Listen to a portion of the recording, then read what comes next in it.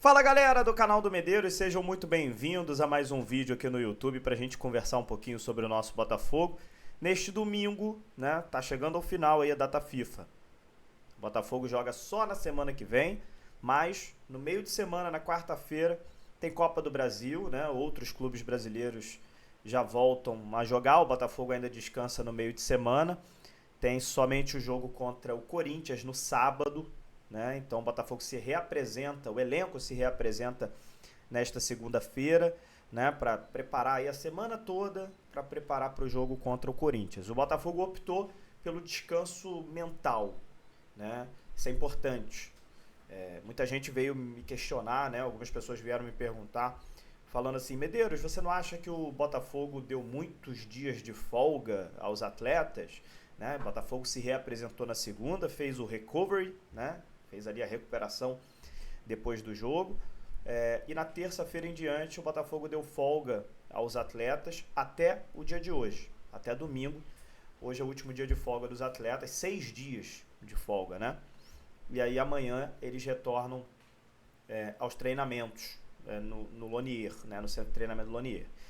Só que o Botafogo, claro, tomou essa atitude junto com a comissão técnica e também o departamento físico, de fisiologia do Botafogo, que a gente não pode falar nenhum ai esse ano.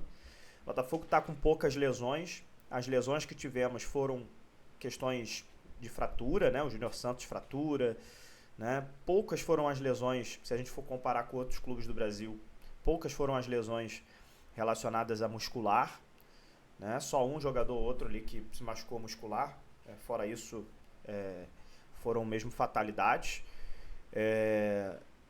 E a gente, é difícil a gente que não é da área, a gente começar a falar, criticar nesse caso, né? Porque tomou a decisão, a comissão técnica do Botafogo junto com o departamento físico, fisiologia, todo mundo profissional lá dentro, né? E resolveram optar pelo descanso mental também, que é muito importante. Muitos jogadores viajaram, né? O Almada foi para a Argentina passar um tempo com a família. Jogadores brasileiros viajaram para Angra dos Reis, Tiquinho também viajou para Angra, né? Outros jogadores optaram por descansar mesmo em casa. Enfim, cada um teve um momento aí que não costuma ter durante o ano, né? Um momento com a família, um momento, praticamente uma semana aí de férias, né? Uma semaninha de férias. Não tem quando a gente pega às vezes no nosso trabalho ali uma semaninha de férias para descansar a mente. Foi isso que o Botafogo resolveu fazer. E cara, eu acho muito importante, você volta renovado, né? Você volta com mais fome ainda. Às vezes o corpo precisa, a mente precisa, né, de um descanso, né? Eu acho que assim, o Botafogo fez certo no final das contas, né? Esse descanso mental, assim, a parte psicológica conta muito e contou muito no ano passado, né? Então esse ano o Botafogo dá um descanso agora para voltar focado de novo para esse sprint final, né? Para essa reta final que a gente vai ter aí de 13 jogos no Campeonato Brasileiro, mais os jogos da Libertadores, né? Até o final da temporada 2024. Então é isso, eu queria falar sobre essa questão do Botafogo, né? Essa reapresentação do Botafogo amanhã, e queria falar também sobre fair play financeiro, né? Ainda segue sendo o assunto dos últimos dias. A gente teve 2 entrevistas aí, uma da Leila Pereira e outra do Marcelo Paes, do Fortaleza, né? E a gente quer repercutir um pouquinho com vocês aqui e falar também um pouco sobre essas palavras deles, né? Primeiro a Leila Pereira, que deu uma entrevista ao Flávio Prado, que é jornalista, cobre lá os times de São Paulo, né? A Leila Pereira disse o seguinte, abre aspas: vamos falar de fair play financeiro. É uma coisa muito séria. Aqui no Palmeiras nós temos essa responsabilidade. Mas isso tinha que ser obrigatório. É injusto o Palmeiras deixar de contratar por não querer deixar de honrar os compromissos com os seus profissionais, enquanto outros clubes contratam. Não sei como, se não paga salário do jogador, como está adquirindo novos atletas. Essa conta não fecha. Tanto não fecha que está cheio de clubes quebrados. Bom, fecha aspas, né? Bom, a Leila especificamente nessa frase, ela não deixa a entender que é o Botafogo, mas sim o Corinthians nesse caso aqui, né? O Corinthians está acertando a contratação do Memphis Depay jogador holandês que vai receber aí quase 3 milhões de reais de salário, grande parte desse salário pago por uma empresa de apostas esportivas, mas que realmente é uma contratação em que o Corinthians está devendo alguns clubes, né?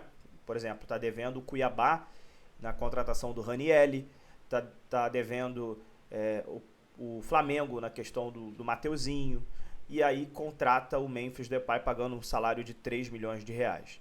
Nesse ponto específico, há de se concordar que o fair play financeiro é algo importante. Se você for por esse caminho, o fair play faz sentido. O problema é que as pessoas só foram atrás de fair play agora, depois que o Botafogo começou a incomodar eles. Essa é a questão que o Botafoguense está reclamando. Por que não falaram de fair play financeiro em 2019, em 2018? Por que não falaram no fair play lá, quando o Flamengo e o Palmeiras estavam ganhando e investindo sozinhos, muito acima dos outros? Por que não falaram de fair play financeiro, quando no Palmeiras, a empresa em que a sócia é presidente do Palmeiras, que é o caso da Crefisa e da FAM, Faculdade das Américas, entope a camisa do uniforme do Palmeiras de patrocínios da Crefisa e da FAM e coloca valores absurdos de patrocínio, na casa dos 80 a 100 milhões por ano, e ainda coloca dinheiro por fora para pagar salário de jogadores, para fazer contratações. O Palmeiras fez isso. O Palmeiras, com contratações muito boas em todo esse tempo, Rafael Veiga, Dudu, né? Palmeiras contratou muito bem durante anos e anos, montou times campeões de Libertadores, montou times campeões brasileiros, tudo com um aporte da Crefisa, da FAM, que é da presidente do Palmeiras. Ela é dona da empresa. Por que nesse momento lá atrás não foi falado de fair play financeiro? Porque o fair play financeiro, provavelmente, quando entrar, uma das regras será essa. Olha, uma empresa que pertence à presidente do clube não pode ser patrocinadora do clube. Uma das regras do fair play, com certeza, vai ter que ser essa. Porque isso é burlar o sistema. Senão o John Textor vai poder pegar a FaceBank ou a Fubo TV, que é uma das suas empresas, e vai colocar no Botafogo como patrocinador, sei lá, da barra da camisa ou então aqui dos ombros e vai aportar 200 milhões por ano. Ele é o dono da empresa, ele bota quanto quiser. É basicamente isso que o Palmeiras fez com a Crefisa. E nunca foi falado nada. Né? Então, se for falar de fair play financeiro, essas pessoas têm que entender que você tem que pegar todos os pontos e debater, sentar para conversar. Não é pegar um ponto específico em que atinja o Botafogo e falar, olha, temos que fazer por causa disso. Não. Até porque, vamos lá falar de pessoas que entendem do assunto. César Grafietti é um economista que fez 2 projetos de fair play financeiro que foram engavetados, né? Fez um em 2019, aí o pessoal achou muito rígido, depois de um tempo ele fez um outro mais leve, mesmo assim engavetaram. Por que engavetaram? Não fazia sentido para Flamengo e Palmeiras, que estavam ganhando tudo? Não, Flamengo e Palmeiras estavam ganhando, vamos falar em fair play financeiro? Jamais. Então engavetaram os projetos do César Grafietti, que se não me engano é flamenguista. É um economista, faz um trabalho imparcial, mas tem um time dele, do coração dele, que é o Flamengo. Mas fez lá o projeto profissional dele. E ele deu uma entrevista, né, ontem para falar sobre isso, né, sobre essa questão do fair play financeiro que estão querendo, para falar um pouco do Botafogo. Abre aspas para o César Grafietti. Sempre que alguém compra uma empresa que está em dificuldades, tem que reformar essa empresa. É natural que num primeiro momento faça isso, um grande aporte. Todo mundo tem que entender.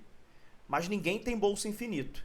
Ninguém vai botar 300 ou 400 milhões todo ano. Não tem bolso sem fundo. Em um primeiro momento é normal que se faça um reforço de caixa. Na UEFA, os clubes são autorizados a ter 60 milhões de prejuízo na soma de 3 anos, 60 milhões de euros. Mas a UEFA autoriza que cada clube tenha até 90 milhões de euros de prejuízo se tiver aporte de um acionista, explicou o César Grafietti. Então, o César fala sobre essa questão que vive o Botafogo. O John Textor chega no Botafogo, o Botafogo realmente estava numa situação muito delicada financeiramente, né? Então o Botafogo assume nesses primeiros anos um risco de ter prejuízos operacionais. Os balanços, as demonstrações financeiras vêm falando sobre isso, sobre os seguidos prejuízos que a gente vem tendo, na intenção de que o Botafogo invista nesse primeiro momento e tenha retorno tanto em bilheterias, com estádios mais cheios, tanto em sócio-torcedor, em que o Botafogo agora está chegando a quase 70 mil sócios-torcedores, um recorde na sua história,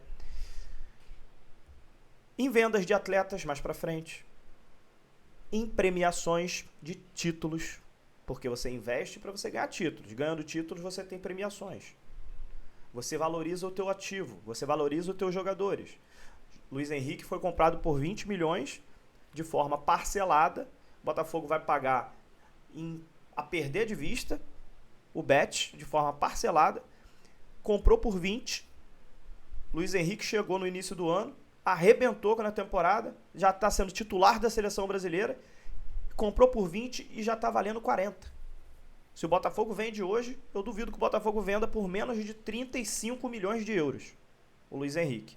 Então, se o Botafogo, por exemplo, vende o Luiz Henrique no ano que vem, jogador titular da seleção brasileira, se vende por 35, o Botafogo não, dos 20 milhões que o Botafogo deveria pagar, o Botafogo não pagou nenhum quinto desses 20 milhões de euros, porque está parcelado, e depois vende por 35. Quita os 20 e ainda sobra 15. Será que as pessoas conseguem entender um pouco da situação? Ou as pessoas acham mesmo que o Botafogo comprou 320 milhões de reforços, que as pessoas vivem falando até na televisão, cara. Até na televisão, jornalistas vão pra televisão para falar isso sem estudar. Botafogo gastou 320 milhões em reforços. E não vê que desses 320, a maioria foram parcelados. É básico. Você não tem cartão de crédito em casa? Você não tem cartão de crédito em casa? Quando você vai comprar, faz uma compra de uma televisão, né? Comprar uma televisão 4K, uma televisão QLED, uma televisão boa, 6, 7 mil reais, uma televisão de 70 polegadas. Você vai comprar uma televisão dessa, 7 mil reais, você coloca lá em 10 vezes no cartão, 10 de 700. Você comprou uma TV de 7 mil. Mas você vai pagar ela 700. Quer dizer que você gastou 7 mil ali no ato? Não, você parcelou em 10 vezes. Isso é básico, gente. Pelo amor de Deus. O Botafogo gastou 320 milhões em reforços esse ano? Não. A soma total, o Botafogo fez parcelamentos para pagar 3, 4 anos. E às vezes no ano que vem esse jogador vai ser vendido e o Botafogo vende por um valor maior, igual o caso que eu expliquei aqui do Luiz Henrique. E o Botafogo não vai precisar nem pagar, porque o Botafogo comprou por 20, vende por 35 e ainda fica com lucro. O que as pessoas estão precisando aprender é uma palavrinha chamada gestão. As pessoas estão falando muito, comentando muito, sem entender o básico de gestão, né? E a gente desse lado aqui vai estar explicando um pouco para vocês sobre como funciona, né? Mesmo que seja difícil para muitas pessoas entenderem. Ou algumas pessoas não querem entender. Bom domingo a todos. Um abraço, gente. Até a próxima.